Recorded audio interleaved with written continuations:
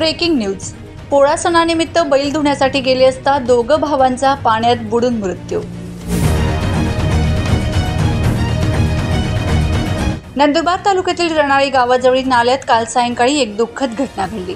शेतात वडिलांसोबत काम करण्यासाठी गेलेले दोन सख्खे भाऊ शेतीचं काम आटोपून नाल्याच्या पाण्यात बैल धुण्यासाठी गेले असता पाण्यात बुडाल्याची दुर्दैवी घटना घडली आहे।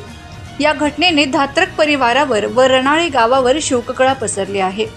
रणाळी गावातील धात्रक परिवारातील ज्ञानेश्वर दगा धात्रक आणि विक्की दगा धात्रक हे दोघंही सख्खे भाऊ वडिलांसोबत शेतात कामासाठी गेले होते। काल सायंकाळी 4-4:30 वाजेच्या सुमारास शेती काम करीत असतानाच शेताजवळ असलेल्या नाल्यात बैल धुण्यासाठी गेले असता नाल्यात बुडून दोघं सख्ख्या भावांचा दुर्दैवी मृत्यू झाल्याची घटना घडली आहे। दोघंही भावांचा मृतदेह नंदुरबार जिल्हा रुग्णालयात शवविच्छेदनासाठी आणण्यात आला होता। या घटनेने संपूर्ण धात्रक परिवार आणि रणाळी गावावर शोककळा पसरली आहे।